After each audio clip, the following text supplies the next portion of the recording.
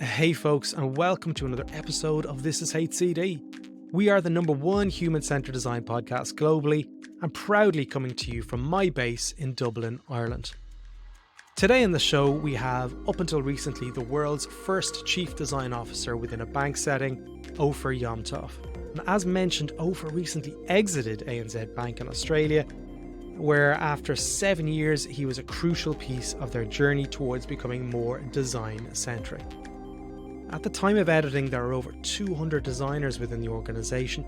Pretty remarkable for any design-led business out there, but even more so when you think about the heavy regulation that persists within the areas of banking. This episode is quite simply a must-listen for anyone within the banking space globally who is banging their head against a wall, dreaming of helping move the dial forward within the organisation. Now we hear Opher's perspective and advice to designers who are in this situation right now. So even if you aren't part of the banking industry, this is a great opportunity to hear from behind the executive curtain, so to speak. Before we talk more about today's episode, I need to say thank you to today's sponsor, Miro, who have kindly supported and sponsored this episode. Now, Miro gave me free rein to write whatever I felt was important for people like you to hear about my perspective of using their tool and service. And quite simply, I have hundreds, if not thousands, of canvases within my Miro account. I use it for idea generation and also documentation, but one of the coolest features is creating asynchronous learning journeys for people to complete. So I like to embed podcast episodes and videos that I find interesting within my courses, so you can create journeys that the learner can go on within the canvas. It's pretty cool. So sign up today at miro.com/podcast where you can get 3 free canvases. Now back to the episode with Opher. Now we talk openly for over 80 minutes about the entire journey that he went on from the start to finish, including the crucial hires, the peaks and troughs, the organisations he helped bring in to help support his journey and his mission, and where he sees service design within their future. Opher is now on his own journey, forming his own consultancy, and it's a case of watching this space to see where to next for him. So be sure to connect with him on LinkedIn. Now, if you like what we're doing here at This is HCD, and if you're here and you're listening, hopefully you are, be sure to hit subscribe, the subscribe button or the like button, wherever you're watching or listening this episode. If you like these episodes, think about becoming a member of the premium This is HCD by visiting thisishcd.com/premium, where you get the episodes earlier. It's an ad-free stream as well. Let's jump straight in. Opher, I'm delighted to have you on the show today. A very warm welcome to This is HCD, but for our listeners, maybe start off and tell us a little bit about yourself, where you're from, and what you do. Thank you, Jerry. Very nice to chat with you. And I have to say, it's been an absolute pleasure to listen to your podcasts. And I should thank you for what you've been doing, just giving designers an opportunity to hear from different people around the world. So just keep doing what you're doing. A little bit about me. I have just left ANZ, Australian New Zealand Bank, as their first chief design officer. I was there for almost 7 years. Wow. And I'm in the process of setting up a consulting company that we might talk about a little bit later on. But prior to that, I spent about 10 years with IDEO in Silicon Valley, Palo Alto, and also in Shanghai. Right. My background is actually in mechanical engineering and in business. Wow. Welcome. And so that's my journey to design is an interesting topic for us to potentially cover. But that's probably a little bit about me. I'm based in Sydney, Australia. Yeah. But my accent is a South African accent. Right. I was going to ask. And my name is Israeli. It's a Hebrew name. So there's a bit of a mixed bag there, like a lot of us Aussies here. It seems to be a common trend with the guests that I have on the show that they've lived or they've got lots of different cultural influences throughout their life. What does that perspective give you as a design leader? That the fact that you can draw on the fact that there's South African there's Israeli, Australian, American. What's that giving you as a person and as a practitioner? I think as designers, the more perspectives we can bring to bear on a problem, the more effectively we can solve a solution. It's a little bit like when you learn multiple languages. The moment you learn your second language, you're able to look more critically at your first language. So if you've grown up in a single culture or you've been immersed in a single company culture, that is the boundary of your experience. And so you just assume that everything you've experienced is actually normal or the truth or the right way to do things until you have a second experience, and then you can compare and contrast to the first. So I would say that living in multiple environments, or frankly, working for multiple organizations, actually gives you not only does it give you multiple perspectives, but it also helps you to look critically at each of your experiences. And so then I think it helps you form your own point of view, because you realize that there's always more than one way to do something, or more than one perspective, or more than one thing that is considered right, which is interesting. And so at that point, you realize you need to bring discretion to the table. I think from a designer's perspective, especially when we're designing for people, I think it helps you become a little bit more attuned to culture and the fact that people are different and there are many, many aspects that influence the way that they look at the world, the way that they think about things, the way they perceive things. And it forces you not to be so, I guess, arrogant to assume that the things that you think are right, or the things that you think are the most effective way to do things, are actually the right way to do things. Yeah. Well, now that you've exited ANZ, you were there for 7 years. You mentioned there that you had a big block in the US as well. What do you feel the legacy is when you've left ANZ after 7 years? What's the legacy that you believe you've left behind, and what's the hope for the future based on the work and the seedlings that you placed within the culture? Legacy is a very loaded word. I We all know. like to think that we leave sort of an indelible mark, or, footprints that are going to be frozen into the landscape. And that's the hope. Who Yeah. knows? In the scheme of things, it's very likely, that all of us who think there might be a legacy might be disappointed. But But on that point, though, Fer, like, can I yeah, just jump in at that point? Because before you joined ANZ, like I was a customer of ANZ from 2003, and there was always a kind of a poor cousin a mindset whenever I'd compare against some of the other banks in Australia.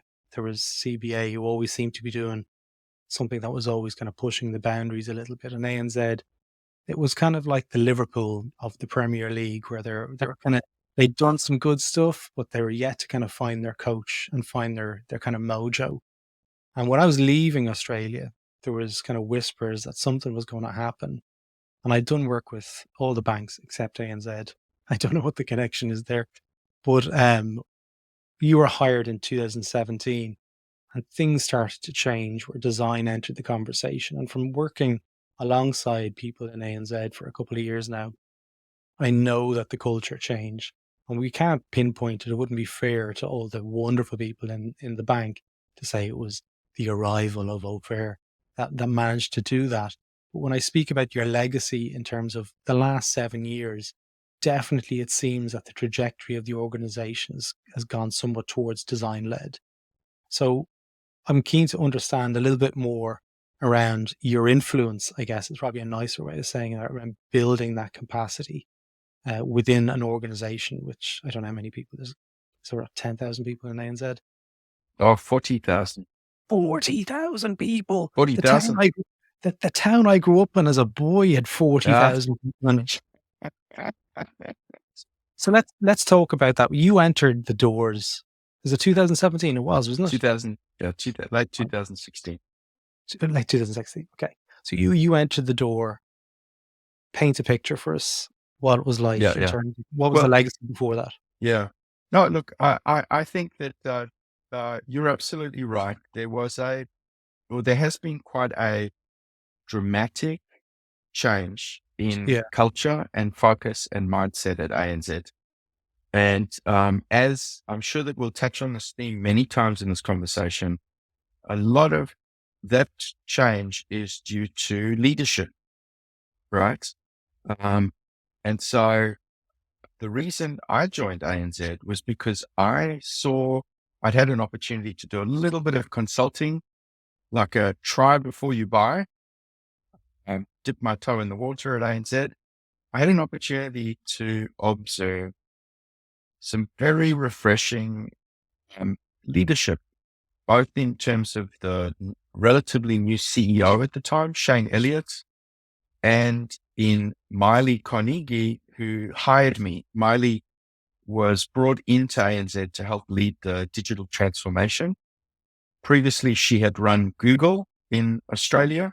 And before that, she ran Asia Pacific for Procter & Gamble. Yeah. And so with the change in company leadership came a very different outlook and a very different culture. And that's the aspirational culture that I was joining. So immediately I'd say from the very top, there was an opportunity to create a different culture and a culture that was much more supportive of design. Okay. But when I joined ANZ, there was a small, and I would say relatively strong and passionate design community at the company. But I'd say in most cases relegated to late stage design execution. So I would say not very much part of the conversation of deciding what should be done, where should we take the products, the experiences, the direction of the company. It was leadership having an idea, whether it was right or wrong. The idea was developed by leadership. And then at some point, designers were brought in to execute, not to define the direction. Yeah. And so fast forward 7 years. And again, this is when we talk legacy, I think it's, especially in a big company and especially when we talk design, which is such a team sport. And I'm not trying to project, incredible humility. I'm actually just more trying to kind of describe the reality. Yeah. Is that we're talking about the legacy of a whole community of people who were all focused on dramatically changing the company in order to remain competitive, right? When I left, we had substantially more designers who were all attracted to the same vision, who were now brought in much earlier in the conversation. And in many cases brought in by leaders at the point where leaders were genuinely asking, where should we go next? What should we do? What are our customers telling us? What are they, how do we compete? How do we change customers' lives for the better? Those kind of open-ended questions, or even further upstream, where should we focus? What should we do? Which option should we select, etc. And so for me, that's exciting. I think that's a big part of if you call it a legacy of design, the fact that more and more people at ANZ across the bank began to see design as an additional approach to kind of dealing into the future. Yeah. In addition to executing very elegantly. So for me, that's great.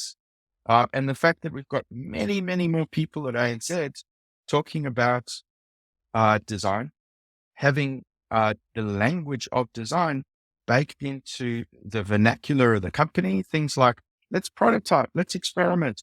What are the insights? And having more obsession about customer experience. So there's definitely, I mean, there's definitely that, and you can feel it across the company that certainly wasn't there as strongly 7 years ago. And I think that they're just getting started, to be honest. Yeah, it's at the team at the moment, as I understand, it's about 250, 260 There's designers. 200 designers across the business. 200 designers across the business. Yeah. Just going back to that question about what it looked like in the early days, you're right. There were some really standout user experience designers that I know of that were in the business 100%. before Miley and before yourself. Okay. Yeah. And some of them are still there. Yeah, absolutely. And Yeah. there's some people who've gone on to do amazing things internationally as well. But I want to talk to you just on that point of where design was at, it almost being treated like a decoration, like an afterthought, follow through in the executions. A lot of people that listen to this podcast are working in institutions where they're trying to push the agenda, and they may not have the ear of executives or leadership. They might be stuck within the middle management sphere. What advice do you give to them who are trying to push the design agenda? Do you believe it is possible to do that without a Miley Carnegie in the organization? Or what's the alternative? See, we're getting into change agent Nelson Mandela territory. Yeah. It's probably a bit bold to say Nelson Mandela territory, but certainly change agent. I have two very polar responses to that. Yeah. Response number one is leave that organization, right? If you do not have support from leaders and leaders don't get it, I would say unless there is a massive prize at the end, meaning that it's an organization with a very strong mission in society. Yeah. And it's worth you sticking around to try to make change because the benefits will be substantial both for the world and maybe also for your career, then give it a go. Otherwise, I'd say it is unbelievably difficult. And trust me, I've tried over many years in many organizations, including at IDEO. We worked with many clients where our clients brought us in to help try to influence their leaders. It is unbelievably difficult to change an executive's worldview or a view of how they should think about solving business problems. Because by the time an executive has reached a senior level, they are pretty confident in their skills and by and large, for the right reason, right? It's worked for them. Yeah. And so when you come in and say, hey, there is a different way, or, if you can be so bold as to say a better way, most people, frankly, you and I also will kind of look at that bit suspiciously, right? We know what we know, and we start to get a little bit closed mindset at some point. So I would say my first response to that is, it is incredibly hard to change anybody's opinion by an approach. Especially with something where we as designers really struggle to articulate what is this fuzzy design thing? I'd say in most cases, go and find yourself a place where, there is already a leader who is either, design savvy or design curious, right? Now, so that's one option is run away. And for me, the reason I joined ANZ was because there was a Miley and there was a Shane and there was already a culture that was supportive, right? So in some respects, I took the easy path, if you like, right? I did my due diligence and I found an organization that was ripe for embedding so that I could get on with the embedding and not have to spend all my time trying to change the mindset of the leader at the top. So that's option number one. Yeah. If you've decided you are going to stick around and make that change and you are struggling, right? Then you need a multi-pronged approach. I've seen a lot of designers, including me at points, go, you know what, if I can just do some big showcase projects, right? If I can just show people the value, then they will come. And that is fraught. Yeah. Firstly, because there's a little bit of a chicken or the egg. You need enough support and enough attention and resource in order to do the right showcase project, in order to prove. And you're not going to get that support unless there's already the value there. But if for whatever reason you're able to somehow rally the troops, work under the radar and make some magic, um, I have been more disappointed than I have been elated by the fact that most people still don't get it, right? Yeah. They still don't get it. And the reason for that is design still, unfortunately or fortunately, is such a team sport that you can't necessarily claim that it was design that delivered the results, right? Because there was a team, a community of people who had to come together across all disciplines and functions to actually deliver and to Well, create. it wasn't design that brought, Opher Yom-Tov into ANZ. It was the business. So when you look at it from that perspective as well, it's definitely, it's a team sport, as you like to say. That's On it. that point, though, you started, as you said, late 2016. You had maybe the seedlings of, kernels, should we say, of design sitting there within the organization. But I want to talk to you about your key hires. So on reflection, who was it you hired in terms of the skill sets? And also with the benefit of reflection now, what would you have done differently? So I had the good fortune to hire a few people internally from Yeah. ANZ, Okay. Right. uh, who were and continue to be fabulous. Right. One of those people you interviewed on the show, I don't know, was it last year or earlier this year? Is she? Michelle Walters, Michelle Yeah. Walter. Um, Yeah. Michelle Walter uh, helped us establish an incredibly strong and very inspirational design operations function. Mhm. And your prior interview with her was fantastic. And I would highly recommend, I know you will, but I'd highly recommend that people go and listen to Yeah, they're that great. podcast because Put a link to you'll that one get in the it show even. notes. What's that? I'll put a link to that one in the show notes. Yes, yes. Well, she also gives a deep insight into the organization. Yeah. And so she brought an incredible amount of passion for culture and for learning and development and for recruiting the right designers and Hmm. for equipping them with the right tools and support and environment and experiences and inspiration. So I have to say, in terms of an incredibly important and impactful hire, I'd say bringing in somebody who can help you operationalize at scale and doing Yeah. that from day one is a big deal. And to be honest, I wasn't very familiar with design operations. It's a Yeah. relatively new It's new. Yeah. function and one that, you only really need to start, in most cases, you think you only need to start talking about when you are at scale. Yeah. But I would say, regardless of the size of design team that you're building, I would invest in design operations. Even if at a small scale, you can't justify hiring another individual to Mm. focus on it full time, I would certainly make it a hat Yeah. or a part-time role of one of your designers, or frankly, somebody who is supportive of design to help you create a wonderful environment for your designers. So that was one. Yeah.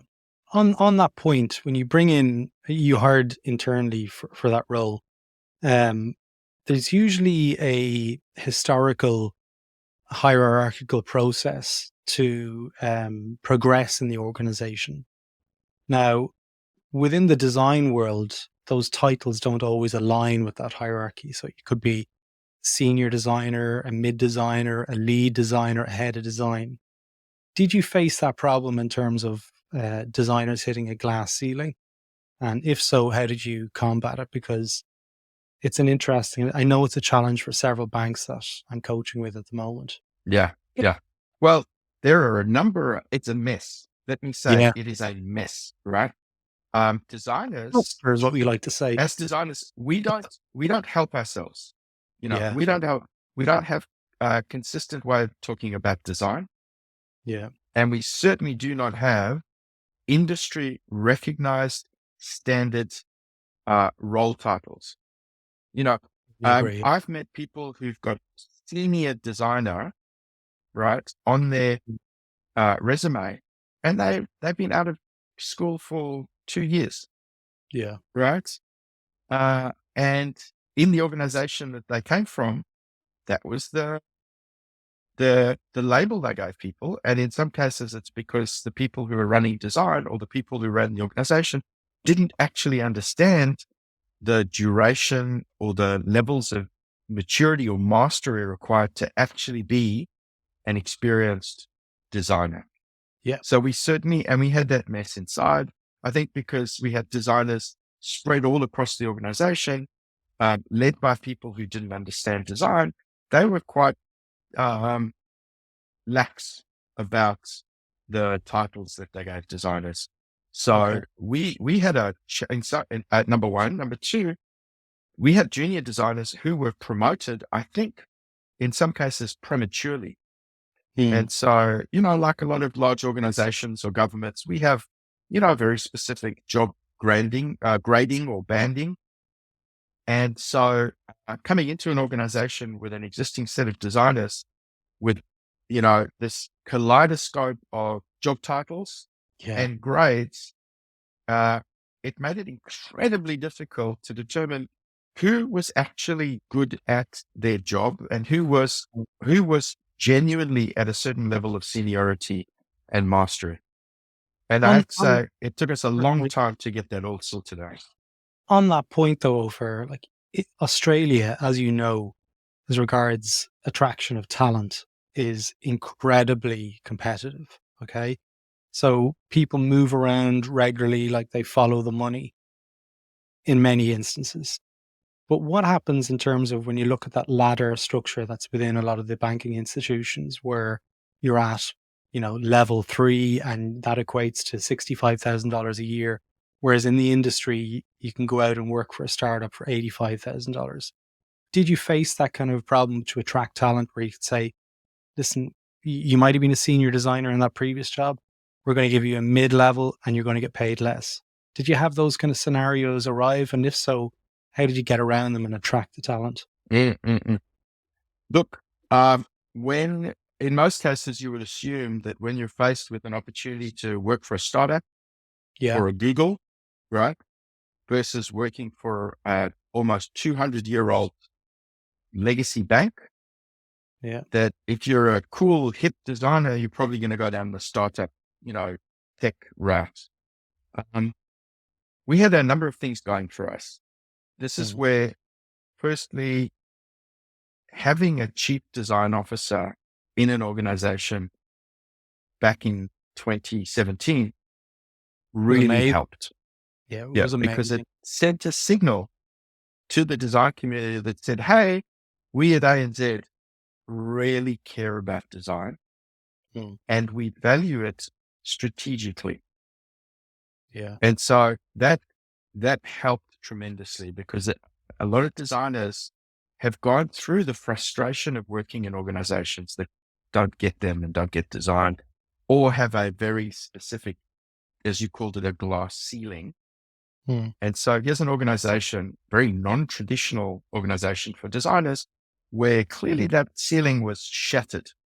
Yeah. So that helped tremendously. The other thing that, doesn't hurt is the fact that banking tends to pay better than a lot of other industries. Yeah. That's good and bad, right? On the one hand, it's great for designers to be remunerated very well. I think that's fabulous. And so they should be. The flip side, though, is it puts even more importance on making sure you recruit the right people, because otherwise you get a situation where you've got people who are potentially paid more than they would above average than in other industries. And so they don't move around as seamlessly as they should, right? You really want people to be in a work environment because they choose to be there, not because there are some structural elements like higher pay that are keeping them there. So, but bottom line is there were a number of things that helped us. But I have to say, this is where your interview with Michelle Walter really tells a wonderful story, because we realized very early on the main thing that we need to do to attract designers, other than, hey, there's this chief design officer, so we love design and we pay pretty well, is actually we want to be in an environment where you get to work with other great designers. We will double down on your growth and development, and we will take it super seriously. And I'm very proud of what we did in that space. I still think it's quite world class and continues to be. We will work very hard to make sure that you are working on fabulous kind of challenges. And that, I think, is that's where you should start when it comes to attracting designers. Now, tell me if I'm wrong. Okay. Now you could say, no, that's not true, Jerry. When I look at the trajectory of things that ANZ have done, there seems to be a lot of hiring in around the user experience space.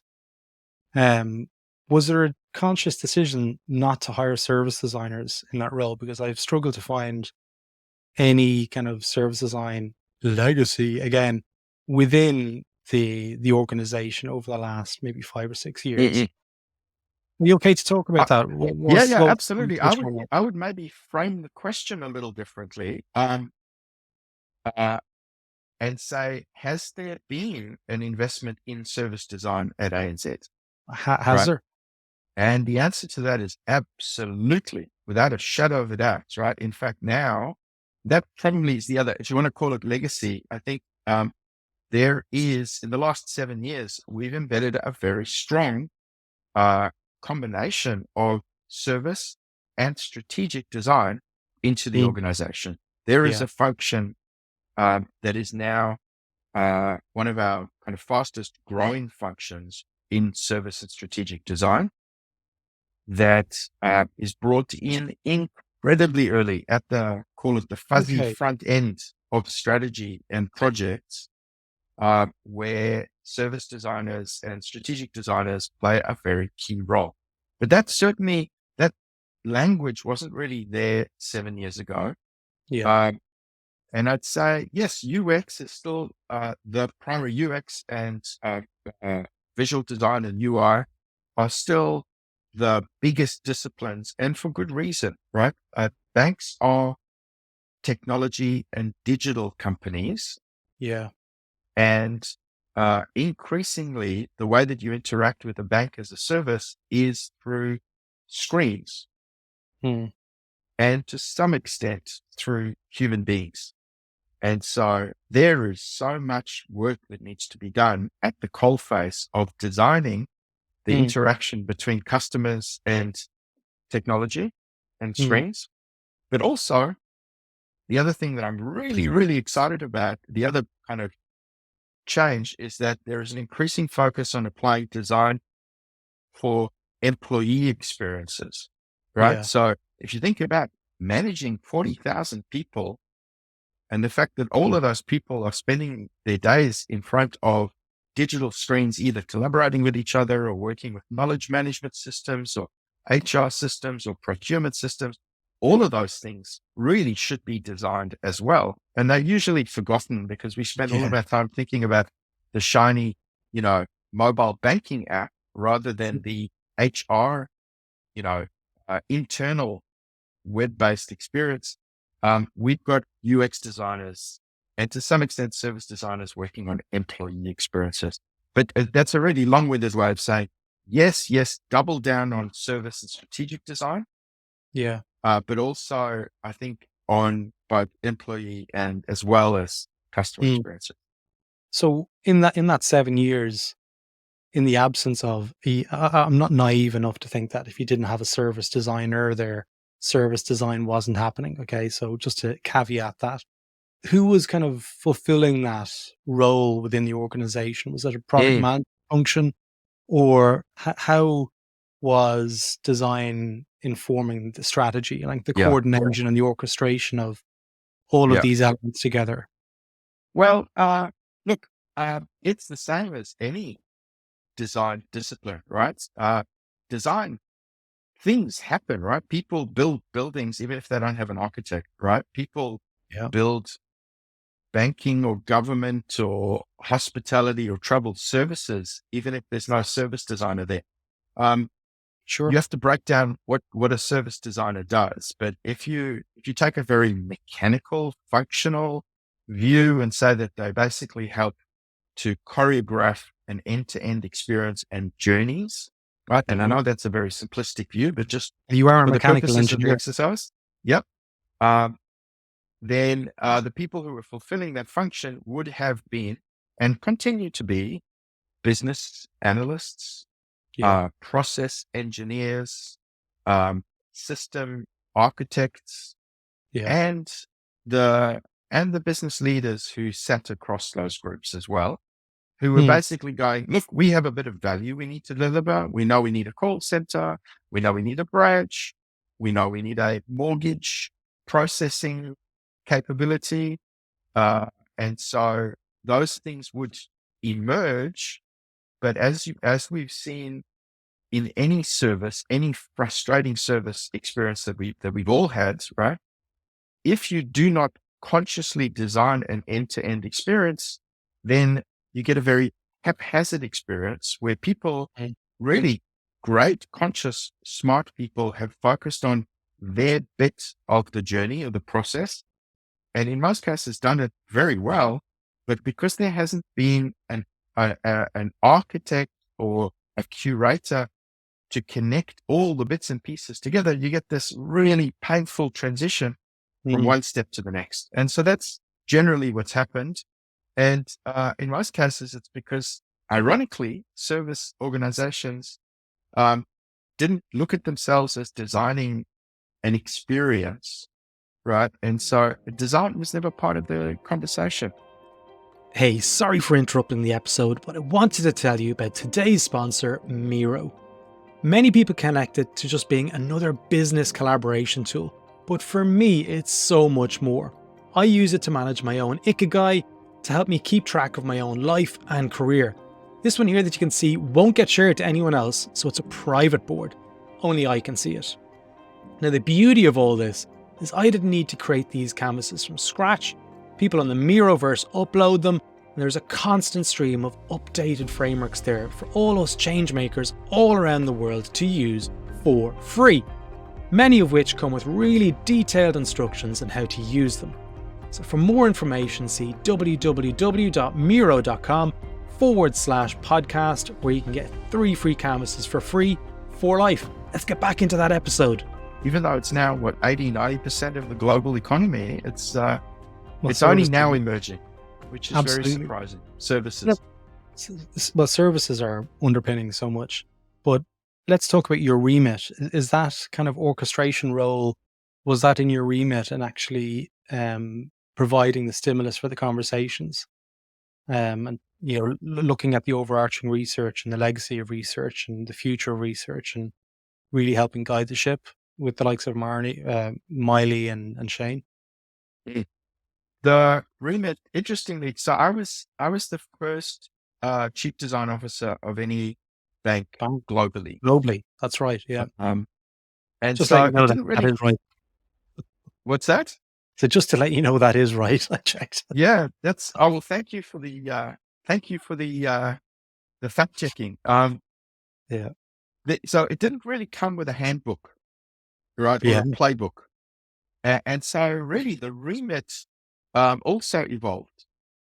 I have to say, I really got to hand it to Miley for creating the role and Yeah. having the vision. She was very, and continues to be very keen to build a number of capabilities across the bank, including marketing and data and, hardcore, progressive, engineering and design. Yeah. And so at the time, the area that seemed like the biggest opportunity for design was really embedding human-centered design Yeah. as a capability across the whole organization. So at the beginning, it was very much embed human-centered design across the whole organization and help us grow a world-class community of designers, right? Can I There pause you on was that? less, what's that? Can I pause you on that point? Just like about Yes. embedding human-centered design across the Yes. organization. Let's put an underline on that one. If you want, you can continue, but I'd love to know what you mean and how did you go about doing that? Because it's such a Oh, hard thing to really yeah. embed Yeah. in terms of it's the Look, that's a mindset. massive deep dive, and let's focus on that. But just to finish on the remits Yeah. conversation, um, the remit evolved to become, sorry, yeah, even in Miley's original definition of the role, Hmm. the objective was to improve the customer experiences, right? Yeah. And so even though there wasn't sort of deep clarity about, help us curate and choreograph end-to-end experiences, but if you work backwards from the objective, which is help us build what we need to do to improve and to create world-class customer experiences, then there are a range of other parts of the remit that sort of matured and evolved over time that were necessary in order to get to better customer experiences. And one of those is, just help us connect the dots between all the Yeah. different experiences. So that's that. But human-centered design, that's a massive topic, and certainly happy Yeah. to dive into how to build capability. But it's really refreshing that you can see that it's a multifaceted approach. It wasn't seen as a lads, everyone, let's just connect these dots. That's all you need to do. It's not hard. A lot of organizations they come back to me with this feedback from leadership that they don't really understand that it's a multifaceted approach, especially when it comes to human-centered design. But what were the kind of things that you were doing to really, I guess, popularize and help include human-centered design into the organizational lexicon? Like how were you doing that? What was the activities that you did? I'd love to know a little bit more around the strategy around that. Yep. Well, so I mentioned before, showcase projects Yeah. as a way to convert. And interestingly, when I spoke about showcase projects before, I was sort of talking about them in the negative. I was saying, Mm. if you need to rely on a showcase project to change the mindset of your leaders, then that's a tough call. Yeah, absolutely. However, if your leader or your specific sponsor has the influence and has a really great understanding of design, and they are willing to fund and sponsor great showcase projects with some really, massive horsepower behind them, then showcase projects are a wonderful thing. And Yeah. so, uh, Miley actually commissioned 2 projects at the very beginning of in fact, even before I was still in a consulting role, 2 showcase projects. Number one was, help us envision the, an aspirational business owner experience Hmm. to create kind of a future direction for our business banking. And the second was, how might we create a magnificent home owner experience, not a mortgage, borrowing experience, but a home owner experience. Okay. And so 2 very open-ended and aspirational briefs.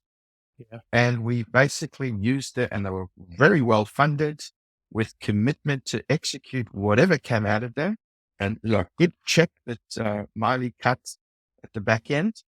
Yeah. Uh, and so uh, that gave us an opportunity to really showcase what great HCD looks like. And I mean, really great. We had an opportunity to scope those pieces of work very well. Mm. We engaged a very, very broad set of stakeholders, including senior leaders. We put many of them on our steering teams for those projects so that they could observe the entire process all the way through. We Sure. made sure that we didn't kick those projects off until they were all involved and committed and excited about the brief, and it had an opportunity to weigh in on the direction that these projects were going to take. Then we took the time to build phenomenal teams. So we recruited people from across different divisions, and we actually went to those parts of the business and said, give us your best people, the people you can't afford to give us. Those are the people we want. Yeah. The people that you will feel the pain of losing for about 12 or 16 weeks and give them to us full time. Take their entire remit off them for that time. Think of them as going on parental leave during that time. Okay. And then we went out. At the time, we didn't have the kind of breadth of HCD experience internally. So we went out and brought in two wonderful external consulting agencies. One was a team from the US, ex-IDEO colleagues of mine, a group called Daylight Design. Okay. And the other one was actually a group of ex-colleagues of mine from my days at Westpac Bank in Australia, a group called Craig Walker Design. Okay. And so those two organizations really kind of phenomenal experts in a range of design disciplines, but particularly at the kind of strategic, human-centered and sort of service design end. And we brought them in to partner with members of the team that we'd recruited from inside. And so we used both of those as very visible spotlights, showcases for design. The work that they delivered was, I would genuinely say, and I've seen a lot of bits of work over my time, world-class pieces of human-centered design. And those insights and the recommendations were used to influence many, many subsequent pieces of work over the years. But I think it definitely put human-centered design on the map with literally hundreds of people who got to see the work and participate at various stages in the project. So for me, that was a really great, I mean, there are many other aspects of embedding HCD, but we got off to a really wonderful start. Yeah. I guess you probably used that as the North Star and you reverse engineered what you needed to deliver that from those pieces of work. Yeah. But on those two pieces of work, Opher, it's really interesting to see because in the role as a chief design officer, in other places I've seen maybe marketeers assume the role as the CDO, and they're not able to effectively critique what good looks like when they're procuring design or they're evaluating what good looks like for the organization. Do you really feel like the fact that you've had the 10 years in Silicon Valley and you've got a great mix there between the mechanical and the business, your academia background, do you feel the role and the experience that you gained with IDEO gave you enough of a design kind of lens to review what good looks like for the bank? Look, firstly, let me say, I've met a lot of marketers who are phenomenal I know that. I designers just and picked it out design of the thinkers. picked it out of the top of my Yeah, head. no. It could have Absolutely. been But I mechanic. think that's Yeah. true, but it's important to say, I actually think that, the ability to sniff what good looks like is definitely not just the domain of design, right? I think it's just and frankly, I've seen many people from a range of disciplines who have that muscle, right? Yeah. And so it's a function of just having kind of, maybe been around, seen a lot of success and a lot of failure in organizations and having, again, multiple perspectives, wearing multiple hats, right? Yeah. True. And actually, just on the point of marketers, you asked me before, who were the people who were, in the absence of service design, kind of creating experiences? I'd say marketers have had a really big role to play. Some have done an amazing job and others not so much, but it's the same as every discipline. But I think marketing and design are incredibly strong kind of partners. Especially for And the the proposition. lines for proposition and the lines sometimes blur, which is They should great, be. but also dangerous. Sometimes it does lead to a lot of conflict that we can also talk about as well. Yeah. But in terms My of next question. but in terms of your question about look, I think did IDEO gave me so many gifts in terms of skills and mindset and approach. But the one that I think I grew more from working in corporate environments subsequent to IDEO was actually figuring out what works for an organization. I think at IDEO, we were asked to define the North Star. We were asked to define the iPod of whatever category we were working in, right? I mean, even some cases, literally one of the projects I worked on at IDEO was help us design the iPod of toilet brushes, right? Amongst Perfect. other You things over that were there. much more.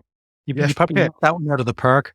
I tell you what, I've watched a lot of people clean toilets, right? I know that sounds creepy, but so we weren't necessarily asked to kind of design or create for clients the thing that was necessarily the best for their business, right? Yeah. And it took me a while when I was in kind of the real world, if you like, or I like to say when I left the monastery of IDEO, to determine that sometimes the ideal is not necessarily the right thing to do. Yeah. And so I actually think that it wasn't IDEO that helped me with, that aspect of, we always talk about desirability, the three overlap, the Venn diagram of desirability, viability, feasibility. And I think at IDEO, we were obsessed with desirability. Yeah, we brought in a really talented group of MBAs, and we had some great people who came from a kind of a manufacturing or an execution background for the feasibility. But by and large, we were there to sort of to show what great could look like from a desirability perspective. Yeah. And I think in organizations, the thing that initially I've kind of was frustrated and resented was the fact that I had to push so hard to convince people about the business case for design, right? Or the fact that people were talking so much about, well, we can't do this because of this platform constraint, etc. But over time, I came to sort of appreciate those things and actually value them because it's those constraints that give you a good sense of what is possible, right? You try to push it as much as you can, but I think what great looks like inside organizations is not the magic necessarily. It's what's the best that you can deliver based on the available capabilities constraints that you can actually get to market that will make sense for the people that you're working with in the environment, in the regulations, etc. That for me is what great looks like. And that comes with experience working in a particular industry and a particular environment. So it's not one size fits all. I think you've seen many fabulous designers or frankly, great CEOs who shine in one environment and then you pick them up and you plot them into a different industry and you expect them to do the same magic. Yeah. And they don't. And to some extent, it's because they don't necessarily understand the nuances and the constraints of that new environment, because what good looks like there might be different to what good looks like. Sure. So what I'm hearing is with those two projects that were procured by Miley, the definition of great was a co-designed effort that had multiple stakeholders defining great. Who were those stakeholders? You mentioned marketing were at the table, presumably business and Miley and design yourself. Anyone else that was part of that conversation? Yeah. Well, if you go, one of the things that just on that one, I don't imagine it was a conversation sitting around saying, okay, the agenda today is talking about what great is. We're going to, anyone else need a conversation? I know it wasn't like that. Yeah. Well, look, Miley was very new in her tenure. And so I think there was also, she was riding this sort of wave of enthusiasm in the organization for challenging convention and transforming. And so everybody was excited, even though I think a lot of executives who'd been there a long time were, quite rightly a bit sort of miffed. Maybe no, I think just jaded about what could be done based on, attempts in the past to change things that maybe hadn't gone so well. But in terms of the stakeholders that we engaged, we used the Venn diagram to help inform which stakeholders we needed to engage. So if you think about, what functions in the organization are going to help you with desirability? You'll go and talk to marketing. You'll also go and talk to distribution, the people who run your Yeah. call centers and The your branches, Yeah. uh, because that's an important part of the experience, right? You'll also go and talk to the people who control your digital front end. So we had leaders from those functions involved in Yeah. the discussion. Then from a feasibility perspective, we needed people who genuinely understood what it took to deliver and manage great commercial banking products and services. Sure. Banking loans, bank accounts, etc. The same with home loans. Those are very complex technical areas. Yeah. And I don't mean just digital technology. I also mean just the nuances of, how you originate a loan and the Yeah. legal environment that you're in, the regulatory environment, etc. It's highly, highly complex. So we needed people from that part of the background of that part of the business. Then these things rely on massive processes, Mm. many steps, a lot of eyes, a lot of reviews. And so we have massive operational teams. And so the people who led those parts of the business had to be involved. Banks are risk management machines. And so Yeah. the risk function is always heavily involved. And then from a business perspective, we had our finance team involved as well to make sure that whatever initiatives we were developing or ideas we were developing actually had a great business case. And so Now, really that Venn diagram is a wonderful way, not only to look at the solution you're going to create, but also to help you figure out who needs to be on your core team and yeah, which leaders need to be involved in the conversation. everything that we've kind of spoken about to date has been on the positive side of things. Okay. Yeah. So, Yeah. everything, went in, we got this work off and, we've redesigned pieces. Conflict is one of the most important things in our toolkit, and not many people like talking about it or addressing it. Surely at the start of when you went in there must have been quite a lot of conflict, because with change comes conflict. What was your experience with that, and how did you move through it? Because obviously you moved through it. You lasted 7 years when you were working in there. There was lots of positive change at the end of it. But in order to evoke that positive change, you need to kind of, as I like to say, swim the pipe in terms of Shawshank or Shank Redemption. So what was that like at the start, and how is conflict managed? How do you manage it as well? I'd love to know your thoughts on Wow. Yeah. I've definitely swum the pipe. it. I've definitely Yeah. swum the pipe. Yeah. Angie, It's such a visceral uh, image that you get from swimming the pipe. And it's great. If you've seen the movie yeah, Shawshank Redemption, folks, you know what I'm look, talking. yeah. So, there were a few reasons why I joined ANZ. Yeah. One of the biggest was the fact that, there were already senior leaders who got design. That Yeah. helped tremendously. Yeah. The second was the fact, having done a little bit of consulting work there before I was hired in permanently, I had an opportunity to experience the culture. And the ANZ culture is actually a really, really lovely culture. It's founded on deep respect for the individual. Mhm. People, by and large, work together very well. And so there's a strong collegiate environment and just a lovely, lovely, people are nice to each other, genuinely nice, not creepy Stepford wives nice, but really genuinely nice. And so that was important to me. I wanted to work in an environment where, it was just, founded on respect. Hard, And yeah. so let me say that at the outset, there will always be conflict, but if you've got a culture of people genuinely respecting each other, then the conflict tends to be managed very well, Mm. right? You always get some outliers and some individuals who are, I'm going to call them fun sponges, right?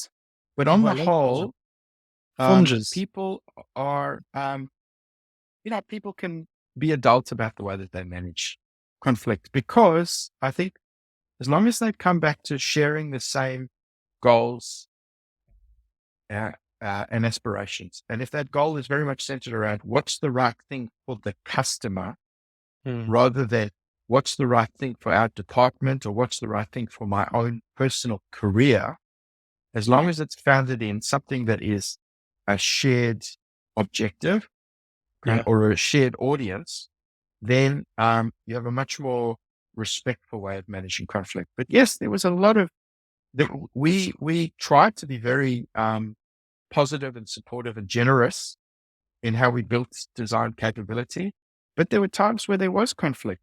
And interestingly, that's because design hadn't been well defined or embedded in the organization. And so there were a lot of people who already thought that they knew design. Yeah. And so for us to come in and say, hey, you don't have the full picture of design, a lot of people took that very personally. I would say so, yeah. And so it took us a while to sort of almost recognize the beginning, we took people on face value. Sure. That, senior executives who nodded and said, yes, I get human-centered design. I know design. I've been practicing it for a while. And so one of the, I guess, maybe mistakes I made was to be a little bit too trusting. It took me a long time to see that actually they weren't applying design in a very effective or holistic way. And so there was some conflict there, and to try to kind of get people to open their minds a little bit and see and adopt a broader view of design, especially in, certain functions, like, for example, proposition development, where we had to work with a lot of marketers to help them kind of bring in aspects of design to expand their view of proposition development. Right. Yeah. I would say the same worked the other way, but that's one aspect of conflict. The other one that I think was massive, and continues to be massive, and I think comes with the territory of massive organizational transformation at scale, multi-billion dollar transformations. Right. And that is how you take an organization that's been sailing along for hundreds of years and quite quickly transform everything about them. The products, the services, the technology, the culture, in some cases, the people, the organizational structures, the brand, everything. You can get whiplash from the speed that changes are happening. When that happens, right, you get a lot of conflict because people are also under pressure to manage the status quo, right? For example, in our bank, we wanted to transform, but we still had to keep delivering dividends to shareholders, and we still had to keep paying people salaries, and we still had to keep, providing mortgages. So we had to keep the status quo and the existing bank running while we were building all this new capability. And so there was an incredible amount of conflict between those who were creating the transformation and those who were running the existing bank. Even though both of them were required for the success of the organization, we started to get a bit of kind of cultural differences between the two. And that's a real challenge that happens in every design project. So I'm sure every designer has had that experience to some extent of, when you're not building a startup, but you're trying to improve an existing organization, there's a point where the improving part of the business and the status quo, the legacy part of the business, are coexisting. And how do you actually get them to support each other and not have conflict? That's incredibly difficult. Yeah. And I was going to ask you the follow-on question around your own KPIs as a CDO. So are you okay to talk about what that looked like, and in turn, what you're responsible for and how you measured the impact of any of those changes? Because obviously, if you mentioned risk there, and I've experienced with working in financial institutions, they're really risk adverse. So when it comes to evoking this kind of change, there's usually a period there where the adoption will go down, and over time it'll increase, it'll ramp back up over 6 months or something like that. How did you have those conversations with people when they were like, "Oh, you're actually going to break it, you're making it worse," and then the metrics reflect that? Because then often it's not always we just change the button from blue to green and it's done and we've seen an increase in click-throughs. These things are structural. These things are organizational and they're cultural. The changes, as you can see, it's taken 7 years to get to where it is now. So that's a bit of a loaded question, but I guess we'll probably go back to your own KPIs and what the CDO was responsible for. Yeah. Yep. So there's two aspects I want to touch on in your question. So with respect to KPIs, just like I said before, the role of chief design officer didn't come with a handbook. It therefore didn't come with a set of recommended KPIs. Yeah. And so they had to evolve over time. And so I can talk through, and I think it's a really healthy consideration for every person in an organization, and particularly I'd say for designers, to constantly thinking about whether they've got the right KPIs. Yeah. So we'll get into that right after I just kind of touch on the other thing that you spoke about, is that things will get worse before they get better. Yep. Right. Whenever you make a change, it's not like the moment you embed the change, there is a rapid and dramatic uptick or improvement. Right. Yeah. Usually there's a gestation period or an acclimatization period or a lot of kind of iteration and refinement before whatever change you wanted to make actually kind of delivers. Even if it does, in many cases, it doesn't, right? So you do take the organization backward. That comes back to, again, that's why having leaders who kind of buy into design are so important in the first place, right? Because buying into design doesn't just mean I get design. Buying into design means I get how difficult it is to make change. And I am willing to back it and support it in the long run, even if there are periods of difficulty, because I'm taking a leap of faith and I'm willing to see it through. That is, I guess, what a good sponsor of design looks like, because the going will get tough. And there will be points where they're going to have to make tough calls about resource allocation and budget allocation. They're going to have to, there will be times where there will be a lot of criticism and challenge from other stakeholders saying, look, that design thing didn't work out. Look, it's worse than it was before. And those leaders have to invest a lot of their own brand credits to continue to support and protect and defend that kind of fledgling design function long enough for it to actually take root. So again, I come back to strong sponsors of design need to be in place, because things will get worse before they get better. And the only way you can kind of cross that valley is if people are there at a senior level going, no, we're going to stay the course as we go through this period, because we will get to a better place. Or I'm willing to invest some of my career cred, even if it doesn't get to a better place, but we're going to see it through, because these things don't happen in an instant. So that's on the worst before it gets better. But on the KPI side, in the beginning, it's really hard. The thing that I was very keen to do, and only after 7 years do I think that it might start to be realistic, is I really wanted to connect my KPIs to business impact, business results, bottom line, right? I thought to myself, look, the whole point of joining a bank, although you want to create great customer experiences, you want to do the right thing for customers, the reason the bank thrives is because they actually make a profit. Now, to profit isn't a dirty word. It's just actually the fuel that keeps the business going. That's the reason the business has been running for 200 years. And the reason that they can continue to give people home loans or business loans and, enable them to thrive is because they can actually run a profitable business. So the ideal for design is to be able to connect their results to the bottom line of the organization. Now, that's really difficult to do because, as we said, design is a team sport. So there's no one-to-one connection between what designers do and profit, number one. But number two, design takes a long time, right?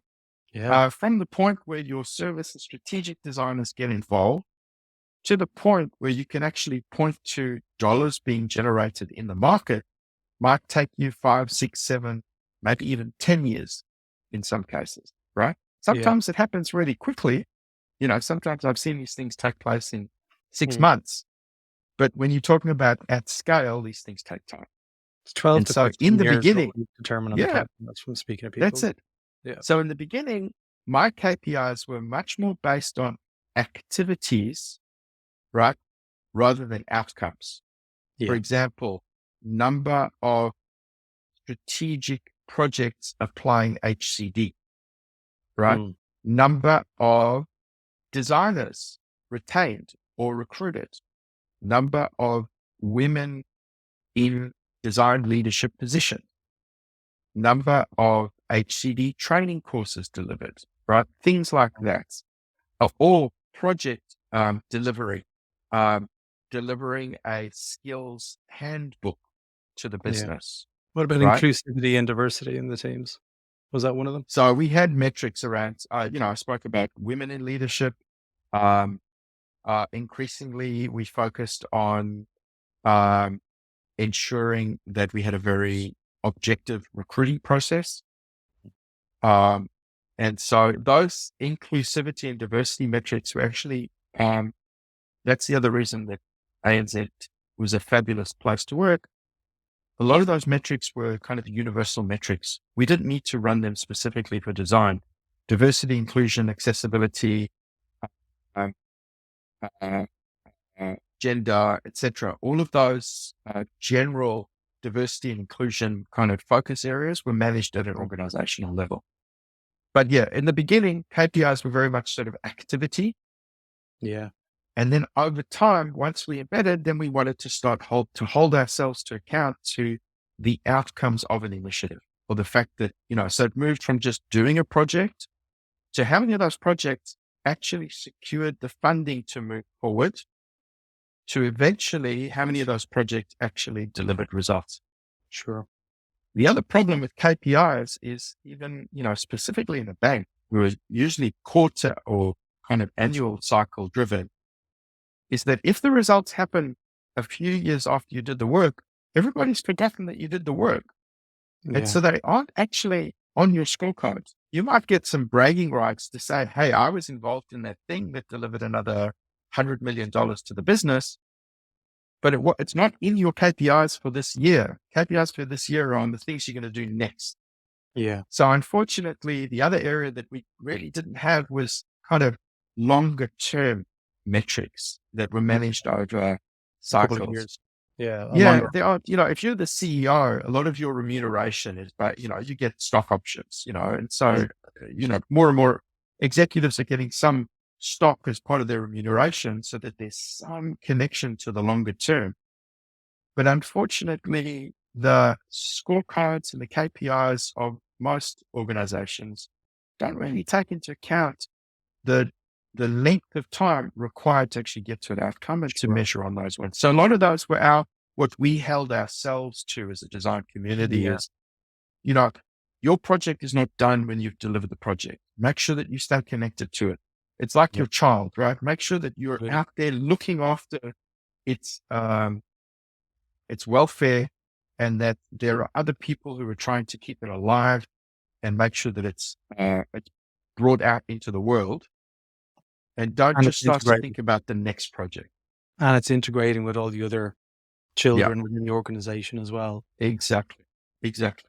We're coming towards the end of the episode, Opher. But I'm keen to know what you're working on and what's next for you, because you've been out of the bank for a couple of months, I think, at this stage.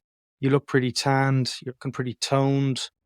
You've been hitting the beach, I can see, hitting the gym, hitting the bar. Just, What what I'm what, definitely, what does it look like?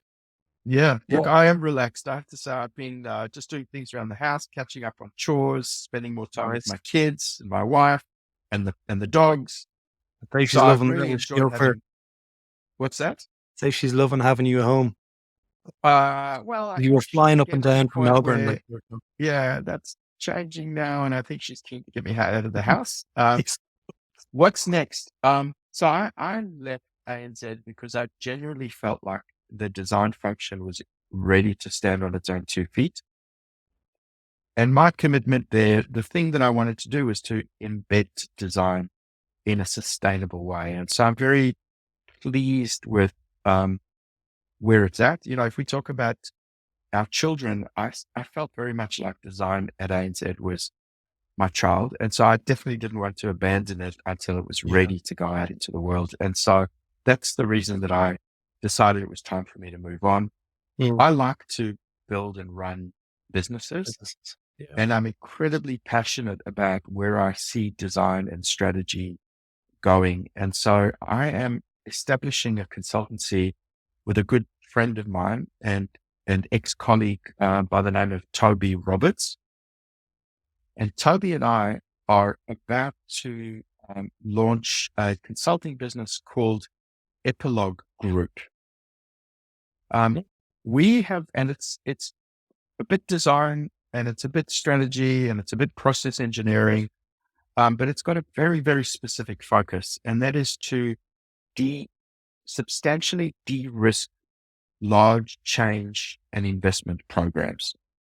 One of the things that we have observed time and time again is across many industries is that most programs don't meet their intended objectives, or they fail dismally, or they become, zombies, Mhm. right? And all of us who've been involved in projects, so basically every designer, will know that there are many factors that contribute to the success of projects. One of those factors that we believe is incredibly important that we want to focus on is shared clarity, uh, ensuring that everyone on the project is very clear about the end state, the target state. What are we trying to build? What are we trying to achieve? If you're building a house, you won't begin until you've got a scale model or a blueprint, Mhm. and you can actually see and touch, maybe physically touch a model of what your house or your building is going to look like. Mhm. If you're going to build a physical product, a car, there is a concept car or a scale model, a model, a mock-up, a clay model that is created many, many years before the product goes to market. Everybody involved can see it, know what they're going to build. But by and large, when we're talking about digital transformations or Yeah. service projects, there is no concept car. There is no end state that's well defined. And most executives will argue that, well, that's what their project is there to do, is to build it. We will see it at the end. The problem with seeing it at the end is that when you build your army of people to execute, they all have a different picture in their minds. And so they often, even though they all embark with good intentions, they end up building things that really don't fit together. Or the stakeholders get to the end of spending billions of dollars and they're really disappointed in what they've created, or the customer doesn't care and has moved on. And so what we want to do is essentially bring design and strategy and process engineering to bear very quickly to help teams get clear on where they're going Yeah. by helping them with their strategy narrative, but also helping them build a really quick, rough prototype of where they're trying to get to, just to Nice. ensure that everybody's on the same conversation. And then they can plan backwards to make sure that they can move in a much more focused way to get to the end game. So that's what we're calling Epilogue Group. We help you write the end of your story first so that you can move Reversing. forward with a clear end in mind. Very nice. Very nice. So hopefully everything goes to plan with that. Is there a website that we can include in the show notes for the new business? Ironically, we're still working on that. So Okay. that's our current project, and hopefully that project will be successful. I'm sure you know a couple of But designers who can help you out. yeah, I could probably hack something together, but Yeah. we wanted to make sure that we could tell that story very clearly and very succinctly. So Yeah. watch this space. Hopefully, as your podcast starts to roll out, people can check out Yeah. epiloguegroup.com. Yeah. Um, but coming very soon. if people want to connect with you, are you open to LinkedIn connections? 100%. Yeah. Just through LinkedIn. If people want to direct message me at Opher Yom-Tov on LinkedIn. Yeah, I'll put a link to your LinkedIn page in the show notes. But look, Opher, I know it's been really early for you to get up out of your bed, but like I know from living in Australia, the sun rises really early over there. So hopefully you didn't feel like you were getting up too early. But look, thanks for telling us your story. It's been really good learning and getting a peek behind the curtain, so to speak. Also learning a little bit more around how you work and how you operate as the world's first chief design officer at a bank. So thank you for giving me your time and your openness and putting yourself, I guess, on the stand to be asked a lot of questions that might be quite personal for you. So I really appreciate you giving me that time and energy. Jerry, thank you very much. I know that it's very late for you in Dublin, but again, thank you for just creating this platform for various designers to share their stories. I've thoroughly enjoyed listening to others. Yeah. And just keep doing what you're doing. Thanks so much, Opher. It means a lot coming for you, honestly. Thank you so much. Stay safe. Take care.